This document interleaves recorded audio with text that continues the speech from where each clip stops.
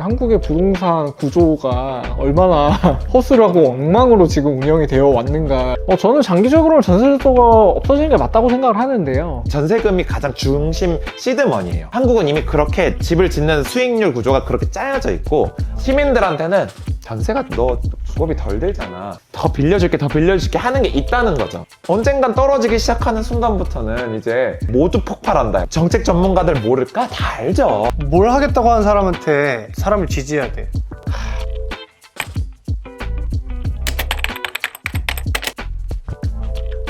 사람 정책 정치 토크 PPP 주거 정책 2부 진행해 보겠습니다. 주거 정책이 너무 다양하니까 전 좀 헷갈리기도 하고 이렇게 혼재돼 있거든요, 머릿속에. 이걸 한 번쯤 싹 얼개를 정리해주면 좋겠는데. 부동산 정책, 뭐 주택 정책, 주거 정책, 일단 단어를 다양하게 쓰니까 조금 더 헷갈리실 수 있을 것 같고요. 주거는 그 의미 자체가 그냥 주택보다 조금 더 넓은 개념이에요. 내가 얼마나 안정적이고 뭐 어떻게 환경적인 부분까지를 고려하고 뭐 아니면 그 지역과 이 집의 관계나 뭐 이런 것들을 다 포함하는 조금 더 하드웨어, 소프트웨어가 결합된 개념이라고 봐주시면 되고요. 근데 또 부동산은 아예 다른 영역이고, 그냥 딱 주거 정책으로만 놓고 봤을 때는 공공임대나 민간임대주택을 공급하는 집을 짓는, 그런 이제 공급 정책을 한 축으로 봐주시면 되고요. 아니면 이제 주거의 여러 부담들을 완화해주는, 뭐, 직접적으로 월세를 지원해줄 수도 있고, 아니면 대출을 해줄 수도 있고, 뭐 이런 어떤 주거비를 지원해주는 어떤 지원 정책의 범주로 한 축을 좀 봐주시면 되고요. 집을 직접 짓거나 지원해서 집을 구할 수 있게 만드는 거 외로도, 그러니까 이거를 통칭 주거 서비스를 주거 서비스를 제공한다고 하는데, 공공이 이제 뭐 주거 상담을 해준다든지, 아니면 정보를 제공해준다든지, 혹은 뭐 여러 가지 이제 정책들을 연계하는 것들을 도와준다든지, 그래서 소위 주거복지센터라고 하는 정책 체계를 통해서 다양한 주거 서비스를 제공해주고는 어떤 그런 분야까지 해서 그냥 한 3개 정도로 그냥 보시는 분들은 생각하고 얼개를 나누면 되고요. 근데 보통 우리가 흔히 생각하는 거는 집 짓는 공급 정책하고 이제 뭐 대출받는 지원 정책이 있지만, 요즘은 주거 서비스와 관련된 분야도 많이 확대되고 있어요. 뭐 돌봄을 결합해서 지원주택 같이 이제 하는 주거 서비스 정책도 늘어나고 있고, 주거 상향 사업 같은 것도 일종의 서비스에 가깝죠. 주거 상향 사업이 뭐야? 뭐 이런 반지하 사시는 분들을 이제 주거 상향 사업 같은 것들도 서비스 영역에 들어간다고 볼 수도 있고, 네, 어쨌든 그래서 최근에 이제 한국이 그래도 좀 더 정책이 고도화되면서 주거 서비스와 관련 분야도 이제 늘어나니까 그냥 3개 분야로 굳이 저는 나눠도 된다고는 보고 있어요. 그럼 집값을 안정화한다는 거는 부동산 정책에 더 가까운 건가? 거라고, 그 소위 미디어에서 집값 안정화, 이거는 좀 더 부동산 정책에서 많이 다루죠. 굳이 나눈다면. 집값을 안정화한다는 게 이게 그냥 낮춘다는 건지, 아니면 뭐 적정 가격선을 유지한다는 건지, 어떻게 이해를 해야 되는 거야? 지표는 있죠. 집값이라고 보통 보면 주거비 부담을 완화한다라고 할 때는 내가 구매할 때의 집값이 하나가 있고, 그리고 그냥 구매하지 않더라도 세입자로 살 때 부담해야 되는 전세비나 월세비가 있다고 할 때 2가지가 다 안정화를 해야 된다라고 본다면, 앞에 거는 이제 그 PIR이라는 지표로 보통 보고요.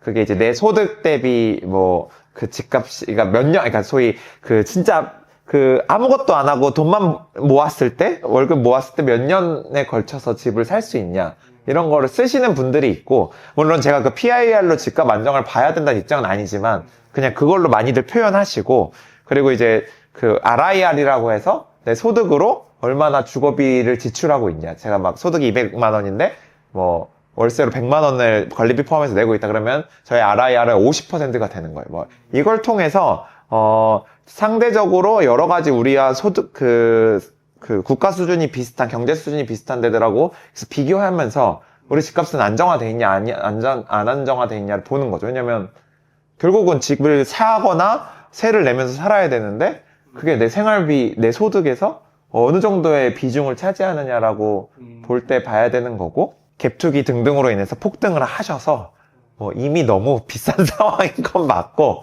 그래서 그 모든 지표가 다 높게 나타나는 편이죠.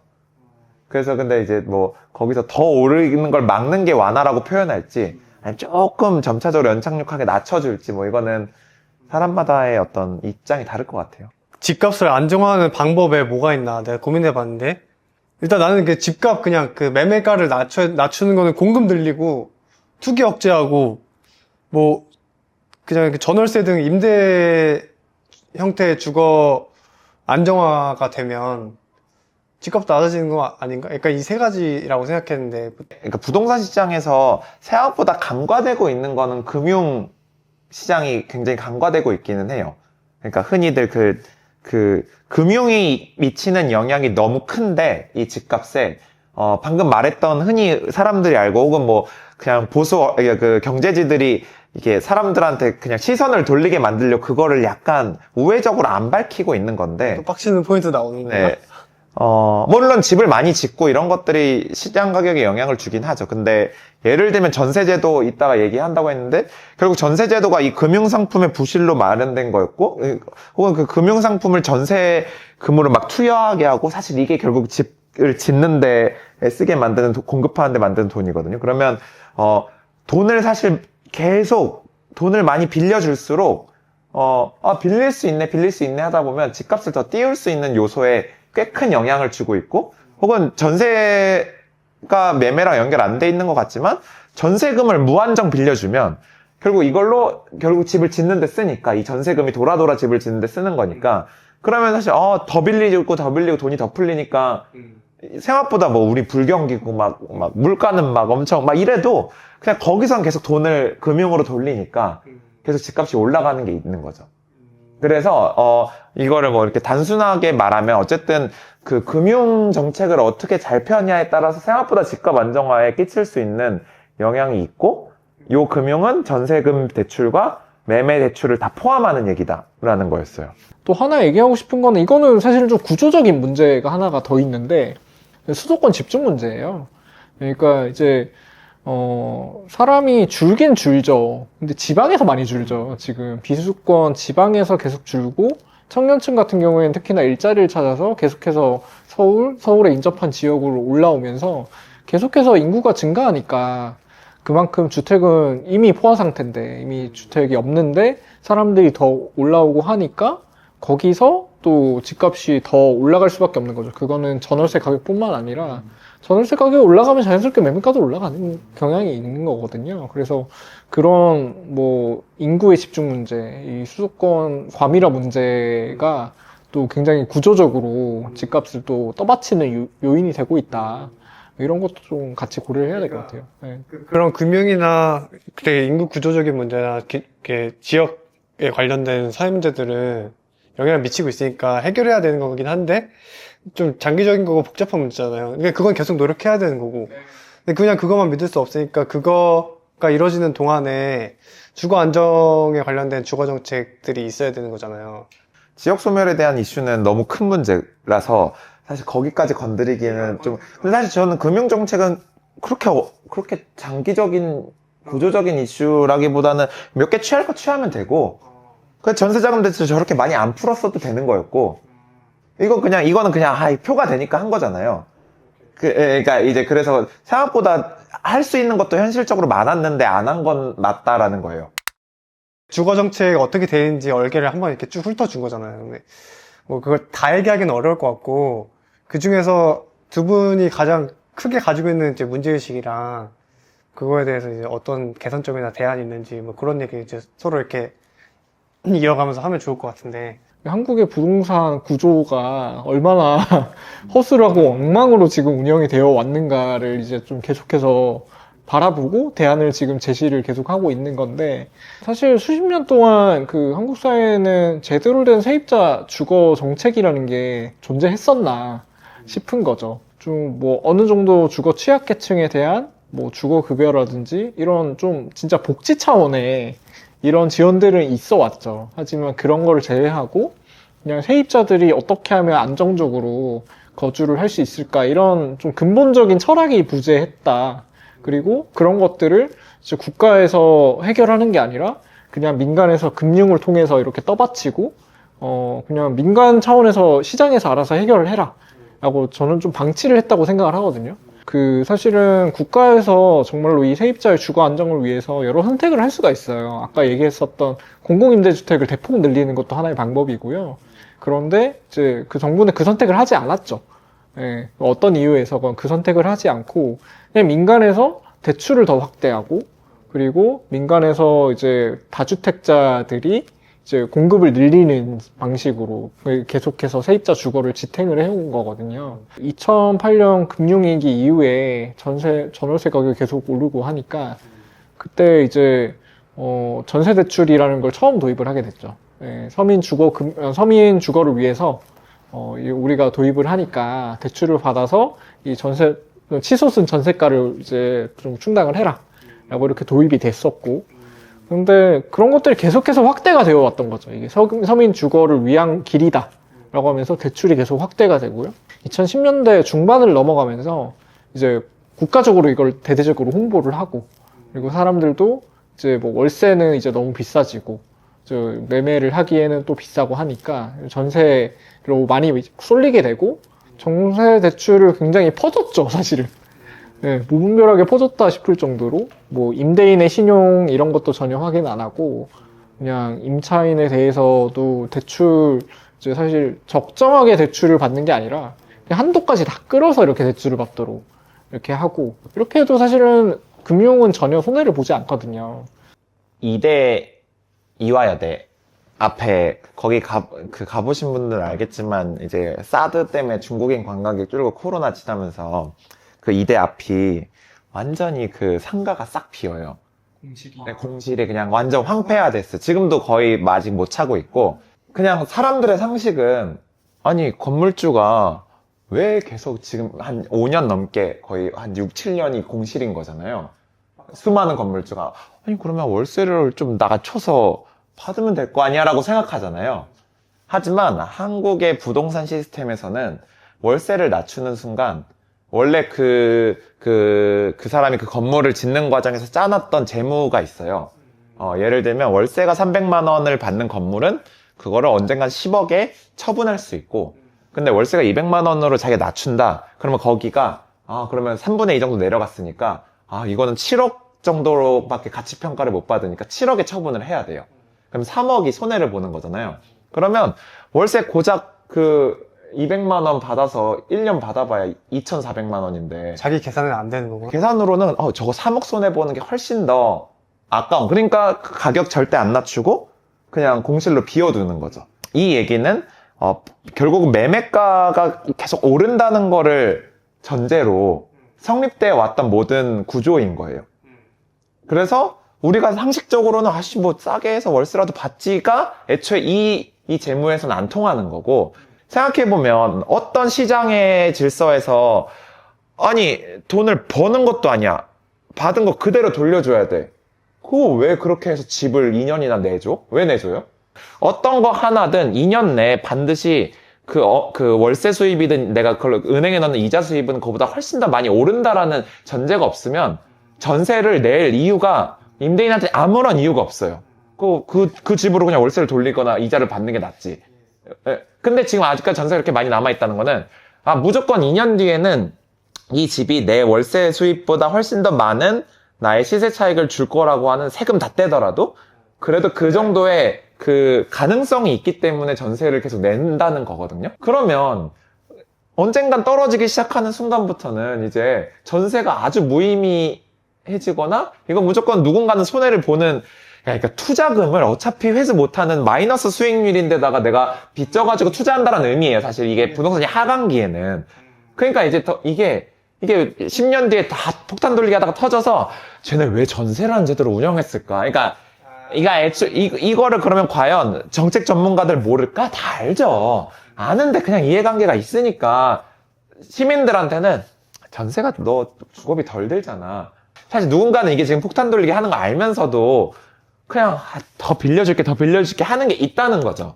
그리고 부동산 언젠간 꺾인다는 거는 우리 수많은 해외 사례에서도 봤고, 그냥 그 상태를 냅두고 있는 거고, 이게 전세제도가 오랫동안 유지돼 왔잖아요. 그래서 아까 그 이대 앞에 그 건물주처럼 한국에 그 집을 짓는 사람들의 이미 재무 구조상으로는 생태계가 전세금을 통해서만 집을 지을 전세금이 가장 중심 시드머니예요. 한국은 이미 그렇게 집을 짓는 수익률 구조가 그렇게 짜여져 있고, 근데 그게 옛날에 우리나라가 가난할 때는 그냥 은행이 돈이 없으니까 은행이 돈을 빌려줘서 집을 지어야 되는데 안 되니까 그냥 사인 간의 거래로 이렇게 해가지고 했는데 이 생태계가 지금 50년간 이어져 와버렸네? 그래서 다른 상상도 없네. 심지어 그동안 은행은 공급 상품을 만들었어야 되는 거가 안 한 거죠, 이제. 고도로 개발을 해야 되는데 안 하고 있었고 이미 이렇게 쌓여왔어? 근데 막 이제는 하강기로 접어들었어. 이제 막 다 터질 거야? 그러면 이제 누군가는 빨리 이거에 대해서 공급금융 상품을 만들어서 전세금이 아니더라도 집을 짓고 운영할 수 있게 만드는 뭐라도 개발해야 되는데 안 해. 이런 문제가 있는 거예요, 지금. 그래서 해외는 전세제도가 왜 없는데 집이 지어지냐? 거기는 은행이 돈을 빌리고 은행이 돈을 갚는 구조고 그게 이렇게 그 전세금 받아서 했을 때보다 리스크가 더 낮아요. 근데 아까 말한 거랑 겹친 것처럼 지금 우리나라는 전세금 받아서 해서 안 돌려줘도 집주인은 리스크도 없어. 안 돌려줘도 돼. 근데 은행에 가서 하려면 상품이 별로 없으니까 이자가 너무 비싸. 오래 빌려주지도 않아. 이러니까 당연히 일로 가는데 이게 사실 정상적인 시장이라면 세입자한테 돈 안 돌려줬을 때 처벌 많이 해. 그리고 은행에서 공급 상품이 꽤 많아가지고 거기서 돈을 빌리면 집을 지을 수 있어. 갭투기 안 하고도. 이 두 가지가 맞물렸으면 이게 훨씬 유리하면 일로 가겠죠.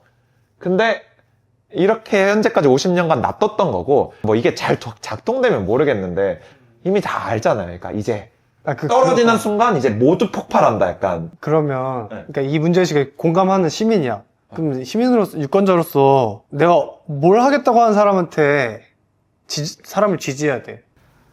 근데 이제부터 어려워지는 거예요. 그러니까 그렇다고 해서 저는 이런 거 여기 보시는 분 마찬가지겠고 저야 주거권 관련된 고민을 하는 사람이지만 아니 시민한테 어떻게 국가의 발전과 국가의 미래에 대해서 다 고민을 할 수 있어요. 그런 측면이 아니라 이게 완전히 나중에 폭탄 떨어져가지고 하면은 피해볼 사람들이 결국은 그냥 이 사회 구성원들이고 대다수일 텐데. 근데 그런 거를 이제 계속 설득하는 작업들은 저희도 해야겠고 시민사회도 해야겠지만 사실 정치가 그것에 대해서 장기적인 발전 과정을 고민하는 정치인들이 많이 필요한 거고 그런 정치 문화가 있어야 되지만 뭐 지금은 당장 그러지는 않잖아요. 그냥 어쨌든 바로 표가 되는 계산을 하는 거죠. 내가 이 채널을 했던 이유가 뭐냐면 그냥 이 문제가 있고 나 이 문제를 인식하고 있으니까 정치인 네가 해결해줘라는 마인드셋으로 그냥 살아왔는데 안 하니까 더 잘 알고 맞아요. 너 네. 이거 해 라고 시켜야지 될 것 같은 느낌 때문에 난 이걸 하는 그래서 건데. 저는 아까 철빈님 말한 게 진짜 좋은 포인트였고 저도 열심히 노력해야 된다고 생각하는 게 하강기가 그래도 사람들이 고민할 수 있게 만드는 시민들이 그래서 어떤 정책이 좋은 정책이구나를 진짜 고민할 수 있는 지금이 적기예요.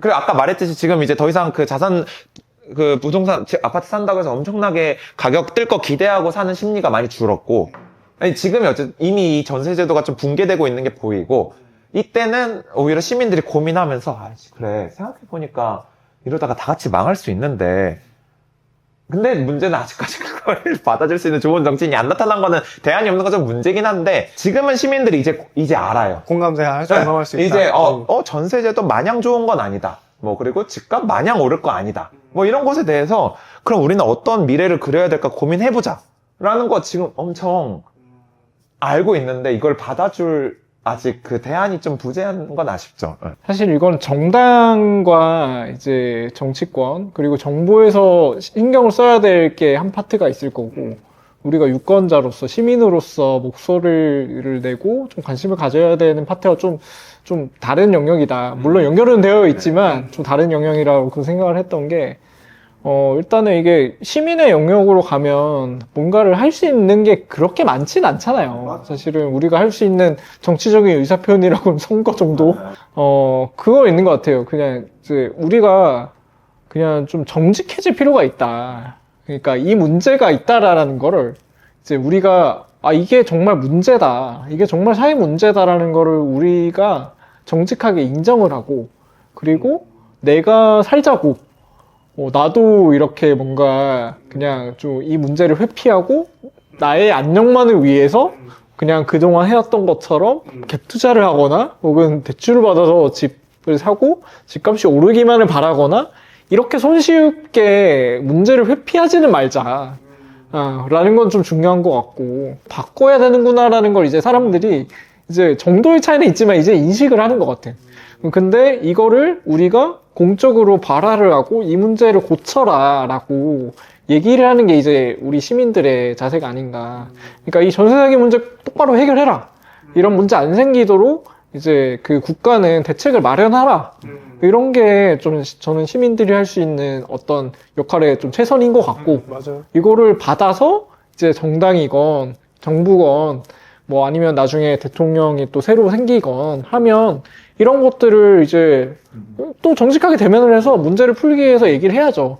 근데 이렇게 정직하게 대면해서 문제를 푼다는 거는 듣기 좋은 소리를 하라는 게 아니에요.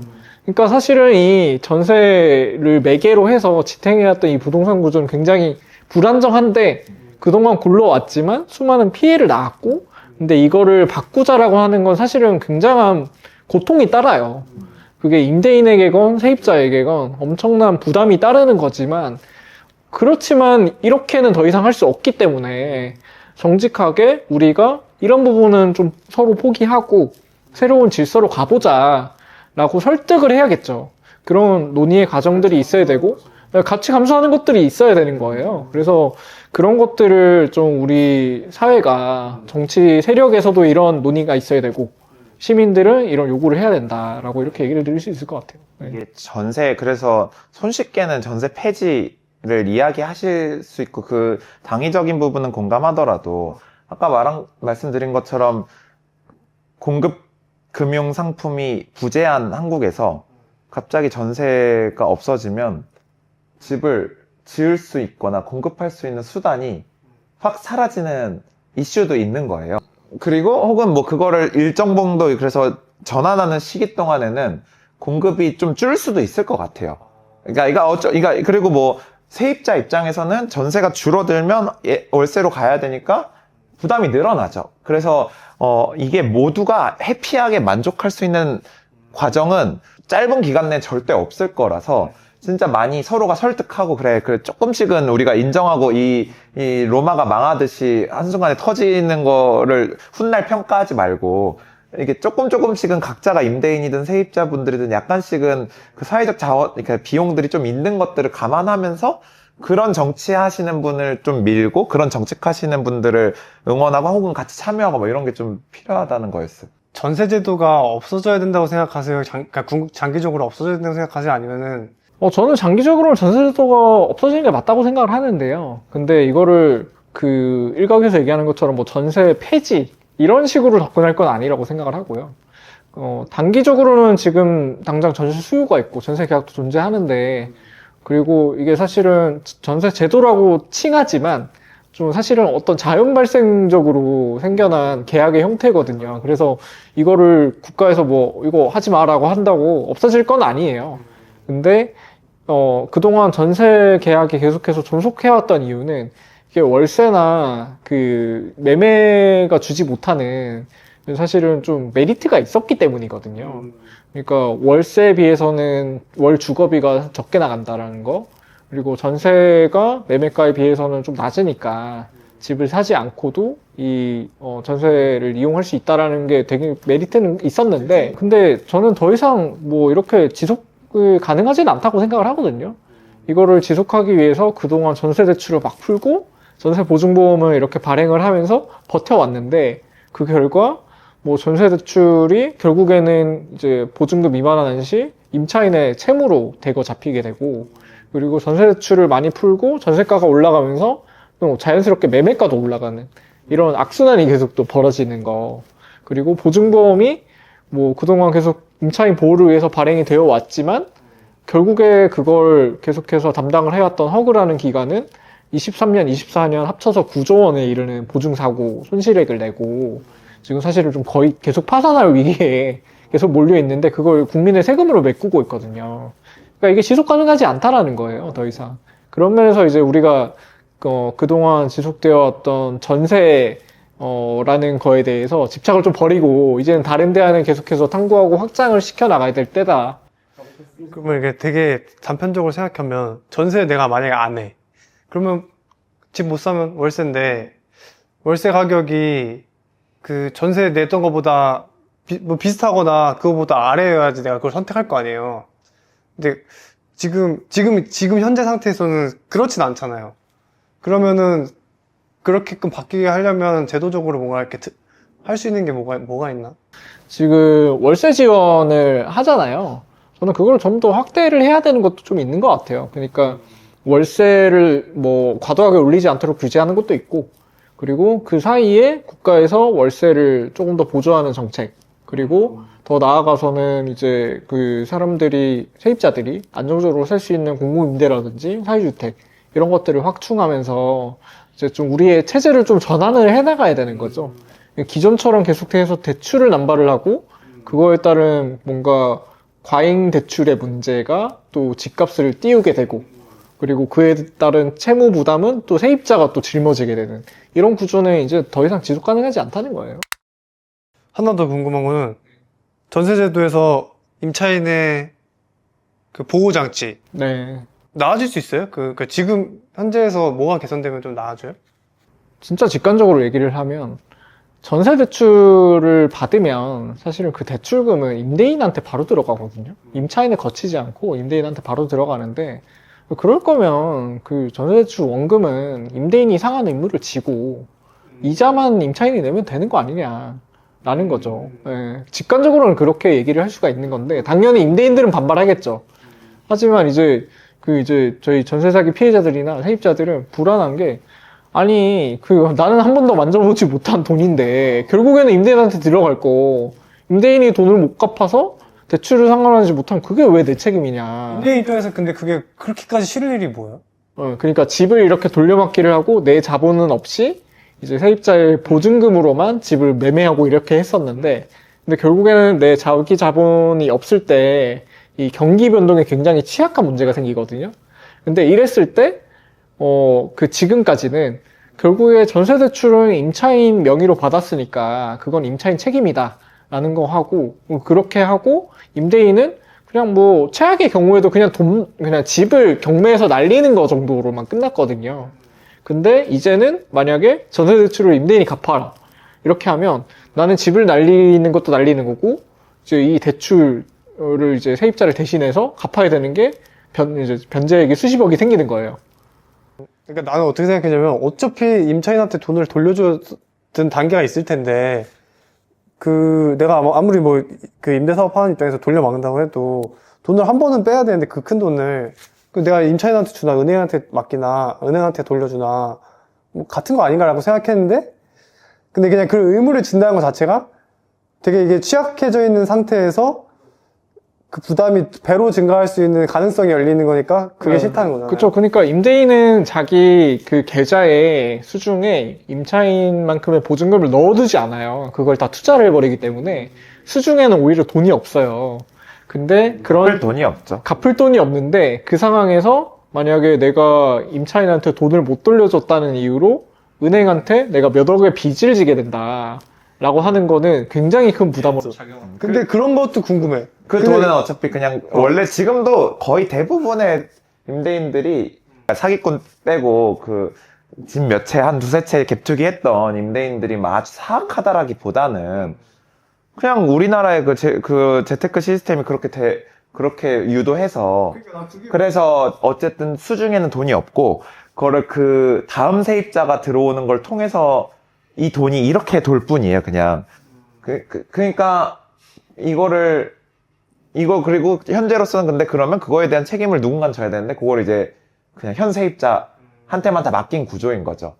그러니까 이렇게 운영이 되는 게 경제적으로도 굉장히 그러니까 가계부채를 굉장히 증가시키고, 근데 그 책임은 이제 다 세입자가 지게 되고, 이런 것들이 경제적인 형평에서도 안 맞는 거고요. 내가 임대사업을 하는 입장에서도 그 선택을 자연스럽게 하지 않을 그 제도나 구조가 뭔지가 궁금하네. 그런 아이디어가 있어요. 아니 근데 뭐 가령 이런 거예요. 그 채무의 우선순위를 가 있을 거 아니야, 뭐든. 어쨌든 이렇게 해서 갭 투기를 해가지고 몇 개를 돌릴 때 거기서 먼저 갚아야 되는 돈에 그거를 어쨌든 법이 정할 수 있거든요. 근데 먼저 갚아야 되는 거에 세입자에 대한 보증금이 먼저가 있어요. 순서상으로 먼저로 해놔. 그거는 어쨌든 그거는 시장이 정한 게 아니라 법이 정한 거, 지금도. 이것에 대한 과징금이 세. 그러면 당연히 이걸 먼저 갚으려고, 그러니까 사기꾼들 말고, 수백 채 사기꾼 말고, 한 두세 채 운영하는 사람한테 얘 안 갚았을 때 이것에 대해서는 막 한 20%씩 과징금을 때려요. 그러면 이거 어떻게든 빨리 내가 은행에서 대출을 받아서라도 거기서 5%짜리 단기 대출을 받아서라도 갚겠죠.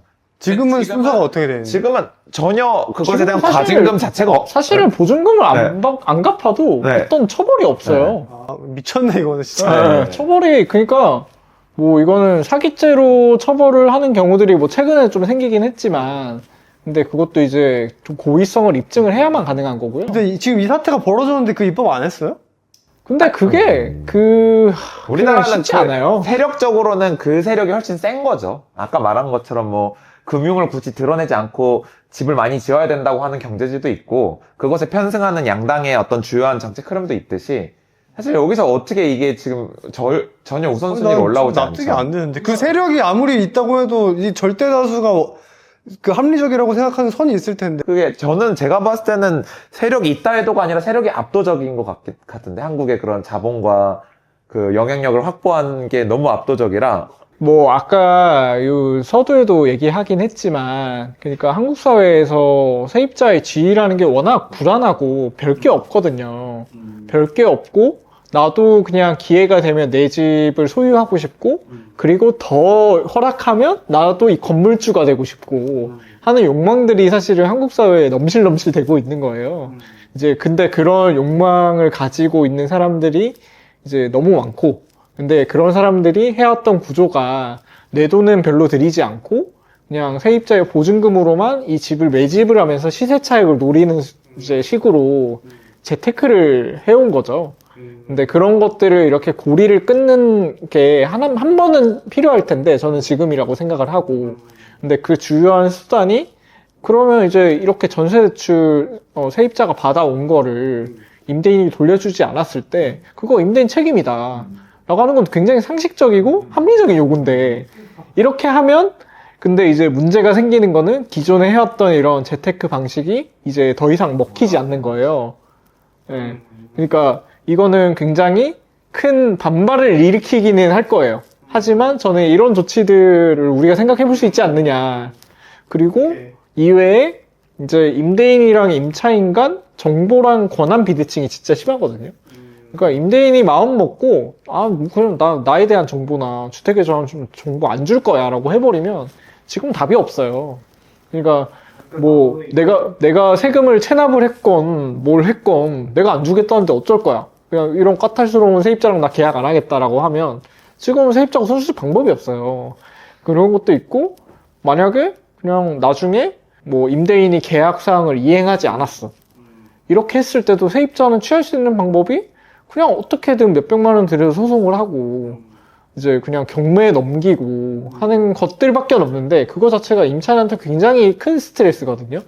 근데 임대인은 별로 그렇게까지 막 그만큼 스트레스를 받진 않아요.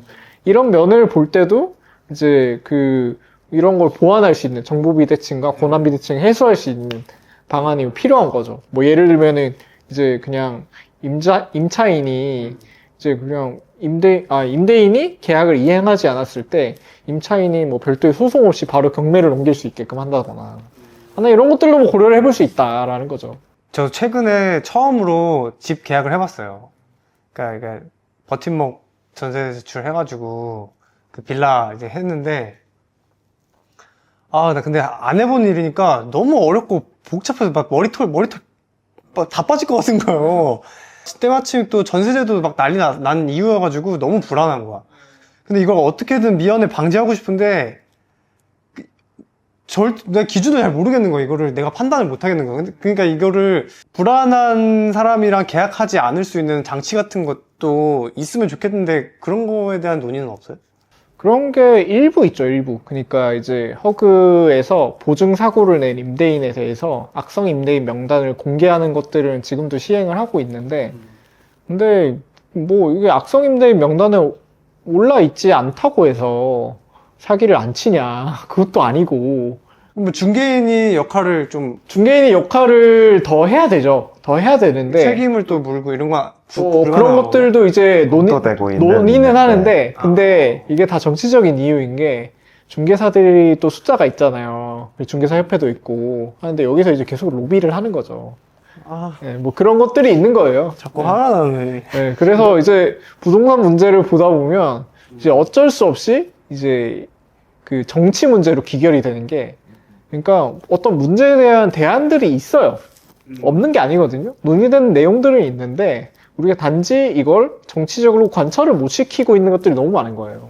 그래서 그런 것들이 지연되고 하다 보니까 지금 시대와 안 맞는 계약 구조라든지 안 맞는 관행들 이런 것들이 계속해서 이제 지금 사람들을 피 흘리게 만드는 거죠. 그런 정치적으로, 그러니까 사람들이 공감대를 형성할 수 있는 정도의 내용인데 정치적으로 이게 관철되지 못하는 이유가 사람들이 관심을 가지고 들여다보려고 할 때 너무 온갖 내용이 많고, 그리고 아까 그 잘못된 오해를 불러일으킬 만한 정보들도 막 이렇게 주입되고 하니까 모아져야 될 포인트로 힘이 모아지지가 않는 것 같아요. 맞아요. 그것도 있고, 제가 느끼는 또 하나의 환경은, 그러니까 불리한 조건이라는 거는, 그 집주인이고 임대인이면 이제 그 상황이 안정돼 있잖아요. 그러니까 어떤 지역에서, 그리고 경제적으로도 이렇게 안정되어 있고, 이 사람들이 여유가 있으니까 결집해서 목소리를 내는 것도 좀 더 용이해요.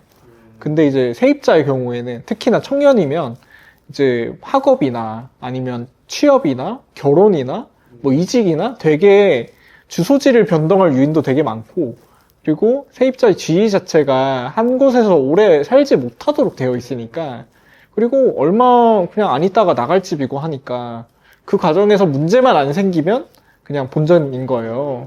그러니까 이제 이 세입자들이 함께 힘을 모아가지고 이렇게 목소리를 내기가 쉽지가 않은 거죠. 여력 자체가 그렇게 되지 않기도 하고. 그러니까 이게 정치적인 파워 게임에서 이제 사실은 상대가 안 되는 게 있는 거죠. 이런 이유든 저런 이유든 공급은 계속 있어야겠다는 생각이 들더라고요. 주택의 공급이. 근데 그게 뭐 민간에서 쉽게 이루어지지 않는 구조라고 하니까 우리나라가. 근데 공공에서도 좀 그 속도나 양이 좀, 그리고 뭐 질도 좀 미흡한 면이 있고, 그러다 보니까 대안으로서 난 사회주택이 괜찮겠다라고 생각했었거든요, 혼자서. 이제 그 얘기를 좀 나눠보고 싶은데, 만약에 내가 좀 생각하는 거에 좀 틀린 부분이 있으면 또 얘기해주면 좋을 것 같고. 근데 뭐 저는 막 대안까지는 아니고 제가 사회주택에서 일을 하고 있지만 보완적인 역할 정도라고만 생각하고 있고요.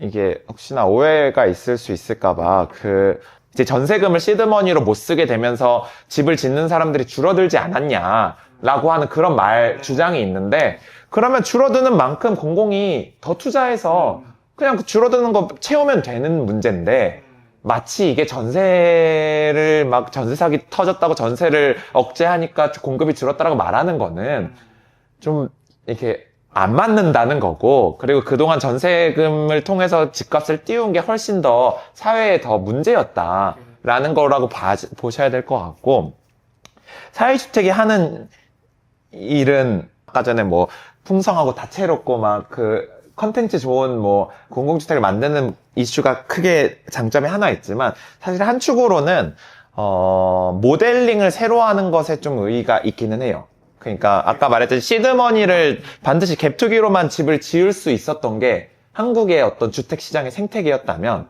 그거는 이제 더 이상 가격이 상승하지 않는 데에서는 폭발할 수밖에 없고, 그러면 그런 수익 방식이 아니라 다른 비즈니스 모델을 빨리 찾아야, 그래야 우리도 점점 집도 많이 그러니까 그 전세제도 금에 의존하지 않고 집을 지을 수 있는 여러 가지 방법을 찾겠다라는 모델링에 가깝다고 봐주시면 되고, 사회주택은. 그러니까 대안적인 공급 모델이라고 내가 이해해도 돼요? 그렇죠. 네. 그렇게 그걸 찾고자 하는 거였고, 이게 전적으로 필요하다고 아마 시청자들이 느끼는 거는, 지금 재개발하겠다라고 하는 지역들은 진짜 전국에 진짜 수백 개가 재개발 지구로 다 지정돼 있는데, 그게 딱 가격 상승기에 맞춰서 수익률만 이루어져 있는 그 수익률 제도를 타다 보니까 이게 전혀 안 맞아. 그러니까 재개발지구로 선정돼서 수년간 이들이 원하는 수익 구조를 못 맞춰. 가격이 안 오르는 시장이니까. 그런데 사실 재개발지구의 가장 큰 문제는 거기 선정되는 순간부터 막 새롭게 뭔가 건물 재건축된다 이런 거 안 하잖아요. 그냥 어차피 재개발 될 거니까. 뭐 관리도 안 되죠. 관리도 안 돼. 그래서 지금 10년간 지금 이미 막 방치돼 있어. 그냥 끝났어 이제. 그래서 그런 상황에서 빨리 사회주택뿐만 아니라 좀 다른 방식의 수익 모델, 그러니까 비즈니스 모델을 빨리 찾아야 한국 사회가 진짜 대안을 만들 수 있다는 거죠. 그래서 저희도 한 축으로 시도해보고 있는 거고, 그런 보완적인 모델을 만들려고. 비즈니스 모델이라는 게 공급자 입장에서의 비즈니스 모델이 그렇죠. 네, 네. 새로운 게 나눠져야 된다, 다양해져야 된다는 네, 지금 딱 그거 하나밖에 없으니까 오케이. 나라가 이 꼴이 됐으니. 그래서 저희는 어쨌든 금융상품을 이래저래 개발해 보기도 하고, 공급자 금융. 그리고 혹은 임대 수익 모델을 통해서 한번 이 집을 지어줄 수 있음을 보여주기도 해보려고 하고, 아니면 공공과 얼마를 매칭했을 때, 그래도 집이 좀 지어지는지를 한번 시도해 보기도 하고, 약간 이런 모델을 만드는 거에 의의가 있고, 물론 저희는 좀 비영리성이 강하기 때문에, 요 모델이 어느 정도 안착되면, 이제 현대나 삼성 이런 데서도, 그래, 그냥 갭투기 말고도, 혹은 이런 집에 한 3-4채 정도 해보려고 하는 옛날엔 전세금으로 하셨던 분들도 한번 요렇게 좀 해서 좀 해볼 수 있지 않을까를 찾겠죠. 그래서 저희 같은 비영리 모델은 많이 해봐야 갑자기 10%, 20% 못 차지하죠. 근데 저희가 모델을 하나 갖춰놓으면, 그래서 이것보단 좀 더 벌 수 있는 모델로 좀 레이어가 쌓일 거고, 이렇게 쌓이면 지금의 그 전세금, 그 세입자들의 피땀 어린 목돈만을 이용해서 그 투기를 위해서만 집을 져왔고, 그거 아니면 집이 안 된다고 주장하는 수많은 인간들의 그런 약간, 그런 미디어에게도 보여줄 걸 만들어야죠. 그러니까 조금 보충 설명을 하자면, 이렇게 공급자 금융을 만든다, 사업 구조를 만든다의 의미가 좀 와닿게 좀 쉽게 설명을 하자면, 그러니까 지금은 이제 전세를 끼고 분양을 받을 거다. 그렇게 분양자들이 들어오면 우리는 몇 억씩 이렇게 땡겨서 사업비를 빨리 털어내고 다음 집을 지으러 갈 거다. 이런 식으로 공급자가 하는 얘기죠. 공급자는 이렇게 생각을 하고 지금까지 해왔거든요. 근데 그런 게 아니라 이런 사회주택 운영하는 좀 그래도 공익적인 마인드를 가진 팀들이 있고 하면 이렇게 전세를 끼고 이렇게 털어내는 게 아니고 다양하게 변주를 할 수가 있는 거죠. 예를 들어서, 우리는 사업비를 한 30년 동안 이렇게 월세를 받아가지고 충당을 하겠다. 근데 이렇게 하면은 당장 초기에 투자했던 사업비를 회수하기가 어렵잖아요. 근데 이런 거에 대한 이제 정부에서 정책금융이나 이런 걸 만들어서 이 사업비에 대한 이자 지원을 해준다거나 이런 것들을 해줄 수 있지 않느냐. 장기가 지속할 수 있게. 장기가 이렇게 해가지고 우리가 30년 동안 운영을 하면서 월세로 이렇게 수익 회수할 테니까 이런 구조를 만들어주면 우리가 건설도 하지만 임대도 하면서 입주민에게 조금 더 양질의 서비스를 제공할 수도 있을 것이고 그런 것들이 이 뭔가 전세와 분양과 이런 과정을 거치지 않고 조금 더 건강한 이런 부동산 생태계를 만들어 갈 수 있을 거다라고 하는 거죠. 그렇게 해서 네. 30년간 혹은 20년간 은행도 돈을 빌려줘 보니까 되네? 라고 해야 은행도 분석을 해요. 그러니까 저도 금융 나쁘다 좋다 이렇게 말하는 게 아니라 사실 우리나라의 금융은 주택을 해본 경험이 없어요. 그냥 거의 없어.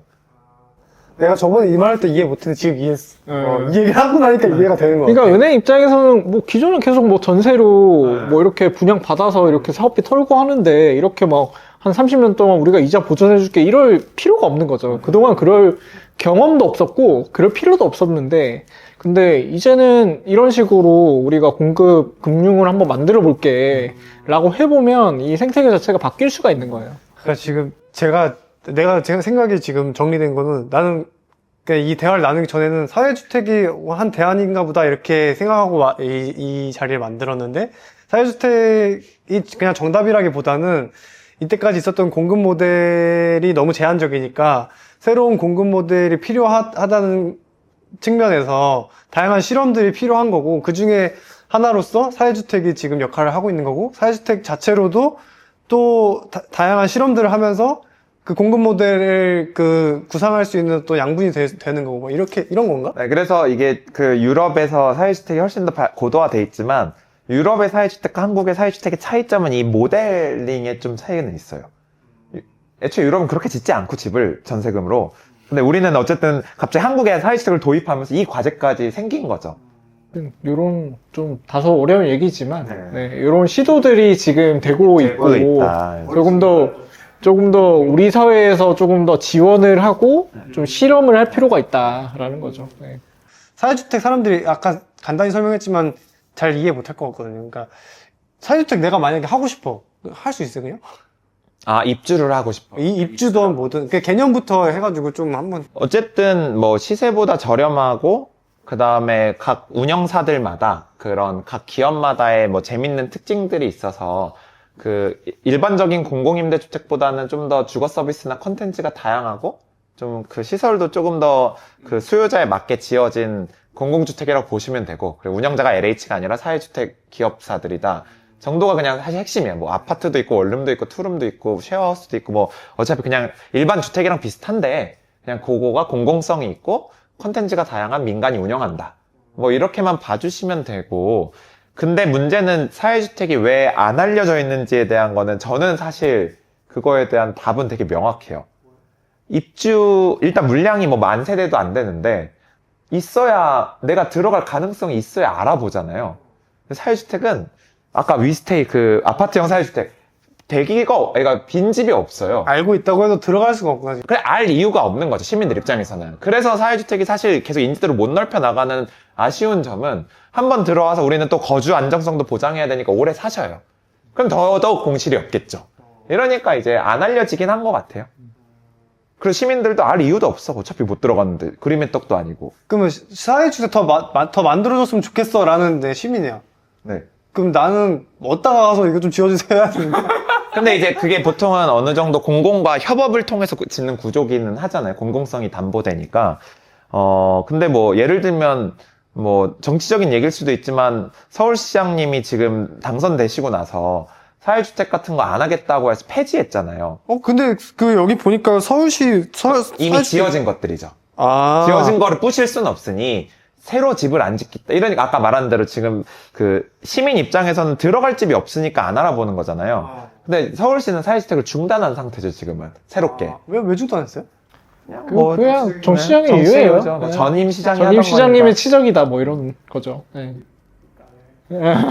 그래서 이제 사실 시민의 관점에서 뭐 할 수 있는 게 그렇게 많진 않은데, 이런 것들을 이제 유권자로서 요청을 할 수 있겠죠. 뭐 가까운 뭐 구의회라든지 시의회, 그러니까 지자체에 요구하면 그게 그런 것들을 이제 요구를 하고 여기서 이런 관련된 조례를 만들어라 라고 하는 게 이제 그 주민으로서 할 수 있는 제일 직접적인 행동이지 않을까.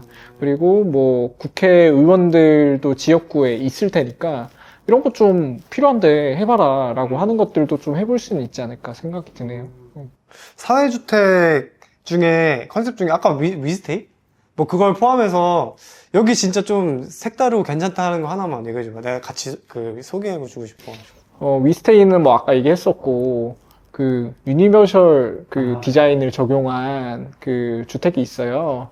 그러니까 이게 뭐 고령층이나 혹은 이제 신체적으로 좀 장애가 있는 분들도 그냥 불편함 없이 드나들 수 있고 주거 생활을 할 수 있는 유니버셜 디자인을 적용한 주택이 있거든요. 뭐 여기저기 있어요. 저기 뭐 쌍문도 있고 뭐 여기저기 있고 뭐 하는데, 그냥 뭐라고 검색하면 나와요? 유니버셜 하우징 협동조합 주택 중에 일부가 그렇게 지었어요.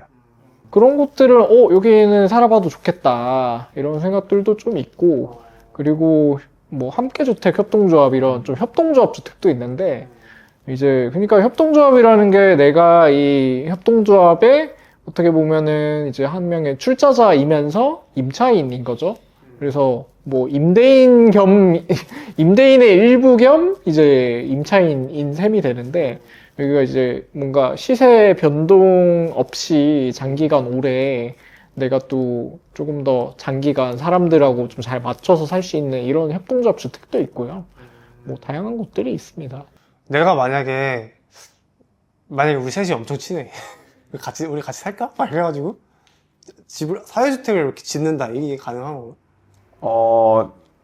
현, 세 명은 좀 부족하겠지만 뭐 아무튼 뭐 한 할 수는 있어요. 할 수는 있고, 물론 이제 뭐 일정 정도는 시드머니를 모아야 되는데, 할 수는, 얼마나 있어요? 최소? 그래도 뭐 억 단위로는 있어야 몰라 저기 인당. 아니 뭐 몇 명에서 억 만드는 거는 뭐 할 수 있지. 아니 한 명이서 억 단위는 있어야 이렇게 시도를 해볼 수 있다. 아 이거 억도 없이 집중하려면 좀 더듬고 싶은 거. 하여튼 뭐 그런 거고, 근데 이제, 뭐 그리고 뭐 유니버셜 하우징 협동조합은 애초에 그런 그러니까 장애에 차별 없이 입주할 수 있는 집을 뭐 추구한다든지, 아니면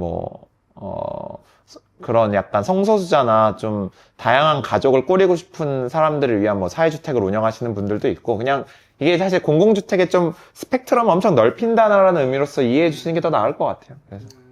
그래서 뭐 노령 인구도 많아지고 있는데 그 노년들이 모인 이런 시니어 주택을 같이 이렇게 좀 살자라고 해가지고 지어보기도 하고 뭐 그런 경우도 있어요. 그래서 그러니까 말씀하신 것처럼 이렇게 공공의 정책 분류상으로는 어떻게 하기가 애매한 그런 경우에 이런 사회주택, 뭐 공동체 주택 이런 것들을 많이 보급을 하면 이게 좀 시민들 거기 거주하는 사람들의 만족도도 올라가고 그리고 사람들의 좀 시야도 많이 트이겠죠. 아 저렇게도 살 수가 있구나 이렇게 되겠죠. 네. 저는 아까 말했잖아요. 언젠간 내 집 갖고 싶다고. 근데 그거 어느 시점일지 모르고 아주 먼 미래일 것 같은데 그때까지 어쨌든 계속 그 임대 그 주거자로 살 텐데 좀 안정적으로 좀 그래도 좀 만족스럽게 살고 싶은 마음이 있고 그러려면 오늘 우리 대화 나눴던 얘기 중에서 좀 다 같이 고민해 볼 것들이 많은 것 같고 그래서 정치적으로 그게 관철될 수 있게 진짜 좀 더 적극적으로 의사표현을 뭐 대중들 근데 뭘 할 수 있을까 사실 우리 얘기했던 것처럼 투표 선거일 때인데 근데 이제 선거들이 있을 때 좀 더 적극적으로 하면 좋겠다는 생각이 들고 그렇습니다. 마지막으로 두 분 앞으로 계획 같은 거 아니면 하시는 활동 같은 거 하고 싶은 얘기 있으면 저는 이제 또 마침 요 촬영하는 시점에 이제 또 런칭을 하게 된 프로젝트가 있어가지고 그거를 이제 좀 잠깐 설명을 드리자면 이제 몇 단체들과 함께 전세사기 정책연구 시민 펠로우십이라는 연구 공모전을 지금 이제 런칭을 했는데요. 그러니까 기존의 정책 연구가 소수 기관과 소수 연구자들끼리만 이렇게 진행이 되면서 그게 굉장히 뭔가 시민들의 삶하고 너무나 멀리 떨어져 있고 제대로 활용이 되지 않는다라는 이런 문제의식에서 시민들에게 정말로 필요한 연구 주제 이런 것들을 이제 발주를 하고 그리고 시민들이 이 연구 과정을 계속해서 팔로우하면서 뭐 돈도 후원을 할 수가 있고 하는 구조를 한번 만들어 보자 라는 취지에서 이 시민 펠로우십을 지금 런칭을 했는데 그 첫 번째 주제로 이제 전세 사기를 지금 선택을 해서 전세 사기에 대해서 정말로 한 몇 개월 동안 한번 끈질기게 연구를 해볼 그런 연구팀을 지금 찾고 있고요. 이 연구팀이 선발이 되면 이제 그 연구 계획을 세운 다음에 저희가 한 4월 정도에는 시민들 대상으로 크라우드 펀딩도 열어서 이 연구가 정말 필요하다라는 것도 이제 지지도 한번 받아보고 돈도 한번 받아보고. 연구 탐사대에서 하는 프로젝트인 거예요? 네, 나이오트랑 하는 프로젝트인데 나이오트랑 연구 탐사대랑 똑같은 거예요? 나이오트에서는 이제 서비스가 연구 탐사대인데 근데 연구 탐사대하고는 조금 다른 조금 다른 또 프로젝트긴 하죠.